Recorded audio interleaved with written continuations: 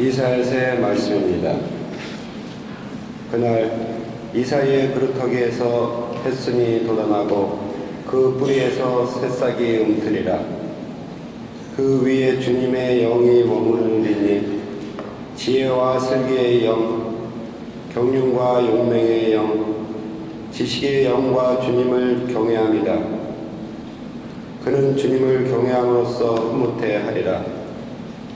그는 자기 눈에 보이는 대로 판결하지 않고 자기 귀에 들리는 대로 심판하지 않으리라. 힘없는 이들을 정의로 재판하고 이 땅에 가련한 이들을 정당하게 심판하리라. 그는 자기 입에서 나오는 막대로 물의 배를 내리치고 자기 입술에서 나오는 바람으로 악인을 죽이리라.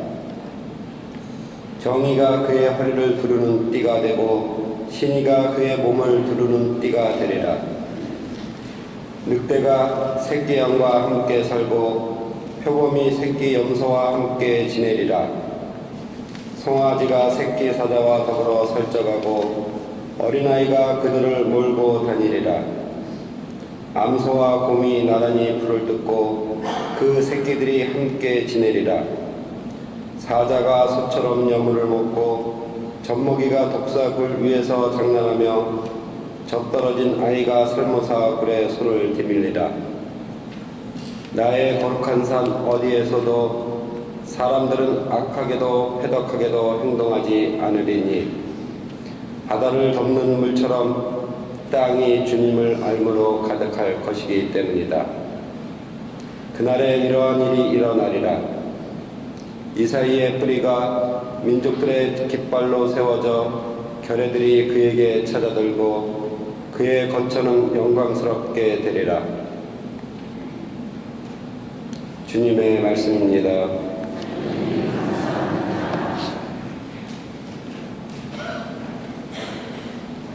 주님, 이 시대의 정의와 평화가 꽃피게 하소서.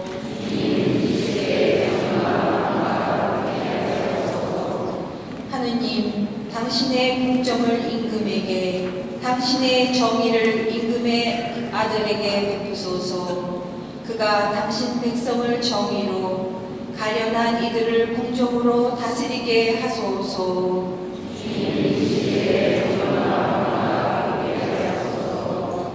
저 날이 다할 그때까지 정의와 큰 평화가 그의 시대에 꽃피게 하소서. 그가 바다에서 바다까지, 강에서 땅끝까지 다스리게 하소서.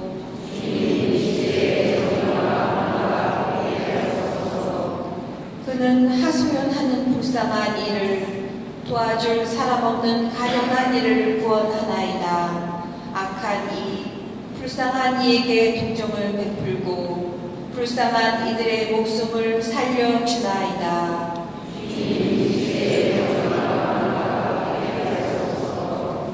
그의 이름 영원히 이어지며 그의 이름 해처럼 솟아오르게 하소서.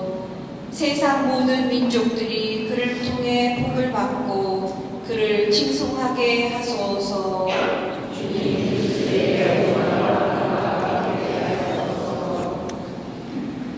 사도 바오로의 로마서 말씀입니다. 형제 여러분, 성경에 미리 기록된 것은 우리를 가르치려고 기록된 것입니다. 그래서 우리는 성경에서 인내를 배우고 위로를 받아 희망을 간직하게 됩니다. 인내와 위로의 하느님께서 여러분이 그리스도 예수님의 뜻에 따라 서로 뜻을 같이 하게 하시어 한 마음 한 목소리로 우리 주 예수 그리스도의 아버지 하느님을 찬양하게 되기를 빕니다. 그러므로 그리스도께서 여러분을 기꺼이 받아들이신 것처럼 여러분도 하느님의 영광을 위하여 서로 기꺼이 받아들이십시오. 나는 단언합니다. 그리스도께서는 하느님께서 진실하심을 드러내시려고 할례받은 이들의 종이 되셨습니다. 그것은 조상들이 받은 약속을 확인하시고 다른 민족들은 자비하신 하느님을 찬양하게 하시려는 것이었습니다. 이는 성경에 기록된 그대로입니다. 그러기에 제가 민족들 가운데에서 당신을 찬송하고 당신 이름에 찬미 노래 바칩니다. 주님의 말씀입니다.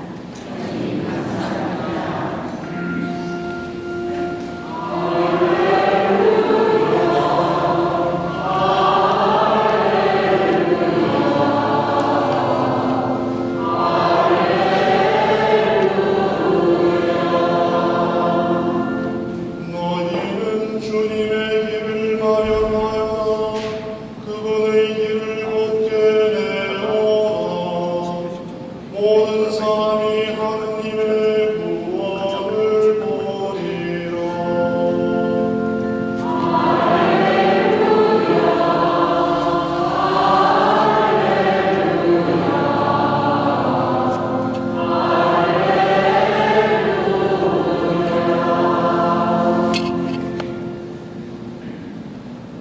주님께서 여러분과 함께 마태오가 전한 거룩한 복음입니다.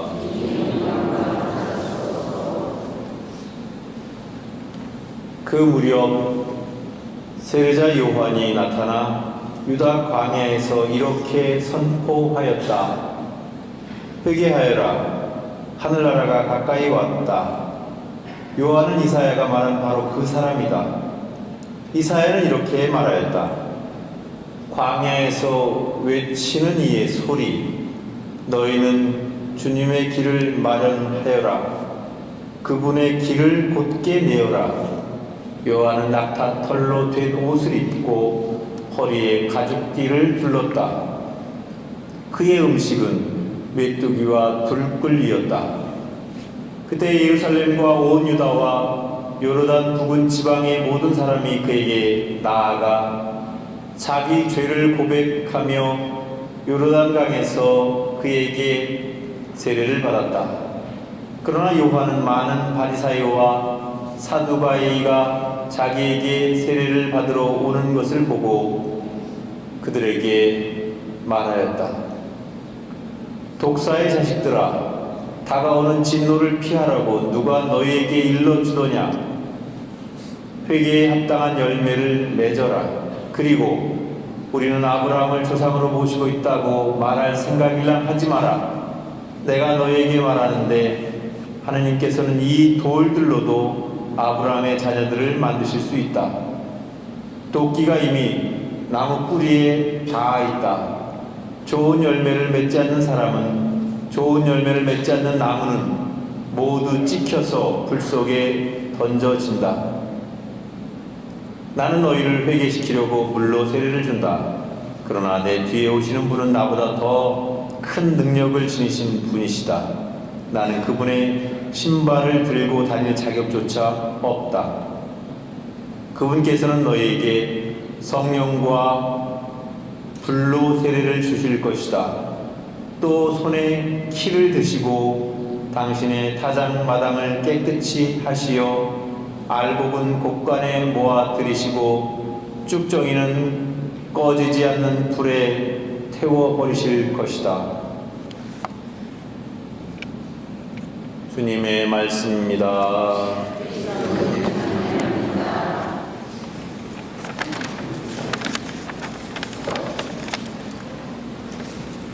참 예수님. 네, 갑자기 날씨가 많이 추워졌죠? 네, 감기 조심하셔야 되겠습니다. 이렇게 날씨가 추워지면 뭔가 좀 마음이 따뜻한 그런 이야기를 들려드렸으면 좋겠는데, 대림 2주를 맞이한 오늘 첫 마디는 회개하라는 말씀입니다. 사실 우리는 지금 아기 예수님의 성탄을 또 예수님의 재림을 기다리고 있는 그런 상황 속에 있는데, 특별히 오늘 이사야 예언자가 예언한 광야에서 외치는 이의 소리라고 소개한 세례자 요한의 엄중한 외침으로 복음이 시작되고 있습니다. 회개하여라, 하늘나라가 가까이 왔다. 사실 이 말씀은 예수님께서 처음으로 공생활을 시작하시면서 하신 말씀과 똑같은 말씀입니다. 회개하여라, 하늘나라가 가까이 왔다. 그 당시 사람들뿐만 아니라 이 말씀은 오늘을 살고 있는 우리에게도 회개를 촉구하는 말씀으로 알아들어야 할 것입니다. 이스라엘 사람들은 그 당시에 세례자 요한의 말씀을 듣고 자기 죄를 고백하며 요르단강에서 그에게 세례를 받았다고 합니다. 그야말로 그들은 자기의 죄를 뉘우치고 회개하였던 것이죠. 그렇다면 우리는 과연 어떻게 해야 할까요? 우리도 역시 회개해야 합니다. 우리는 바쁜 세상 살이를 살아가면서 알게 모르게 온갖 죄를 지었으며 또 정직하게 살지도 못했습니다. 우리는 이 점을 깊이 뉘우치고 회개해야 할 것입니다. 사실 우리도 나름대로 열심히 살아보려고 노력은 했지만 어느덧 한 해를 마감하는 이 시점에 와서 우리 자신들을 되돌아보니까 전혀 신앙인답게 살지 못했던 우리 스스로의 삶의 모습들이 많이 후회가 되곤 합니다.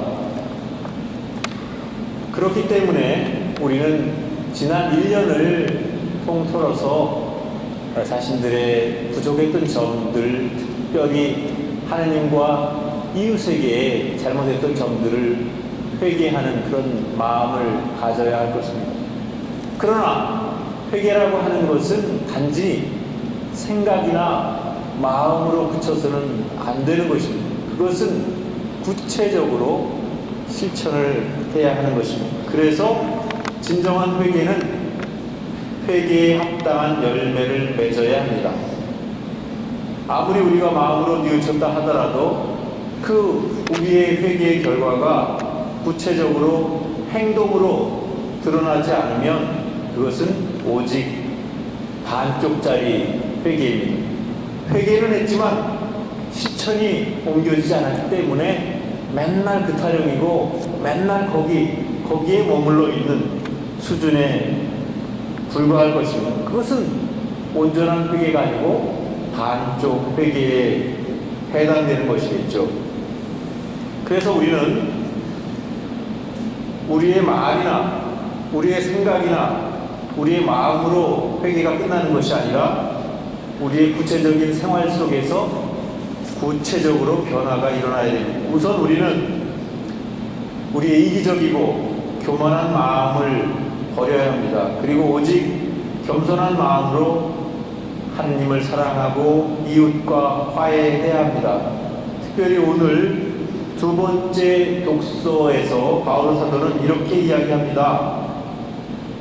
그리스도께서 여러분을 기꺼이 받아들이신 것처럼 여러분도 하느님의 영광을 위하여 서로 기꺼이 받아들이십시오.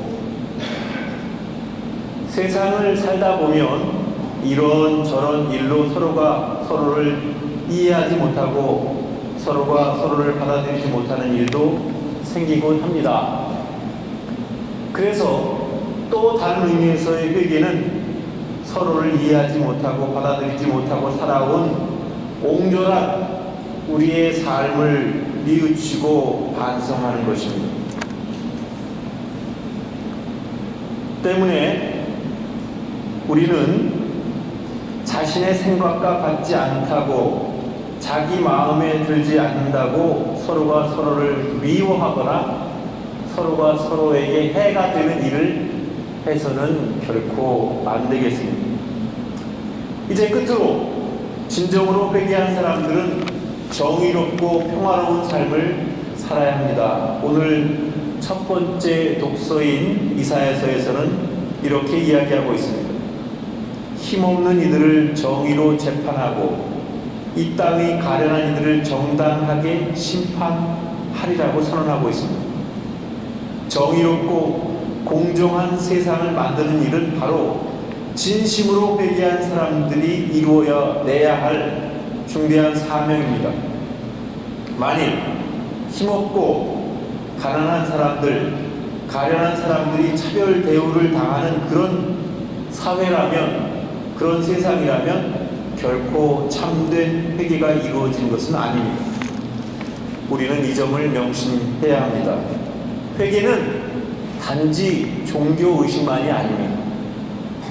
회개는 우리의 생각을 바꾸고 우리의 마음을 바꾸고 내적인 변화를 통해서 합당한 외적인 열매를 맺어야 하는 우리의 중대한 사명입니다. 우리가 진정으로 하나님을 사랑하고 이웃을 사랑한다면 우리는 이사야가 노래한 것처럼 늑대가 새끼양과 함께 살고 표범이 새끼 염소와 함께 지내고 송아지가 새끼 사자와 더불어 살아가는, 살쪄가는 그런 세상을 살아야 할 것입니다. 우리가 살고 있는 지금 이 세상은 결코 그렇게 살고 있지 못합니다.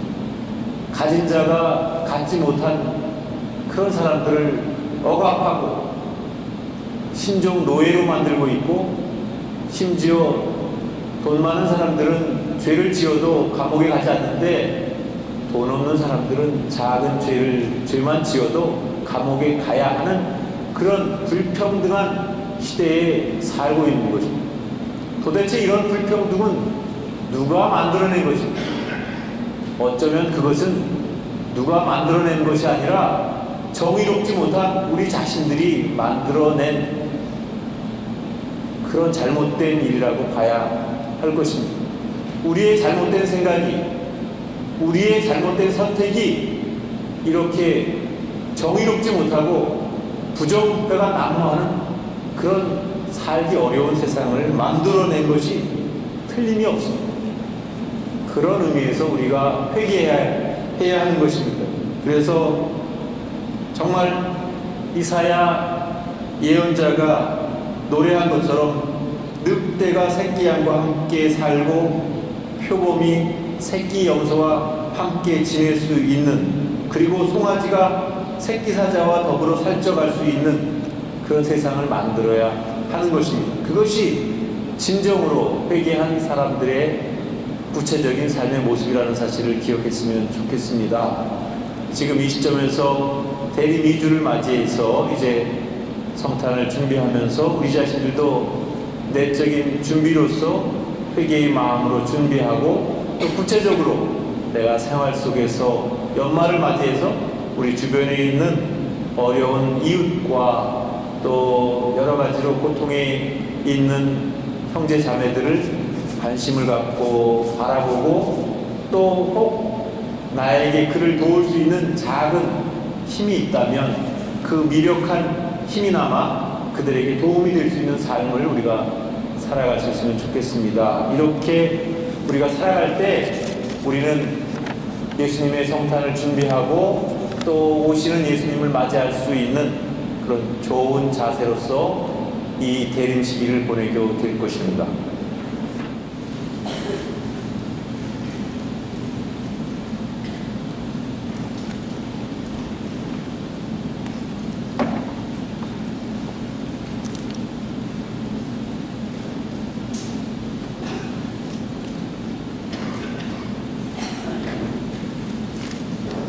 봉헌성가 211번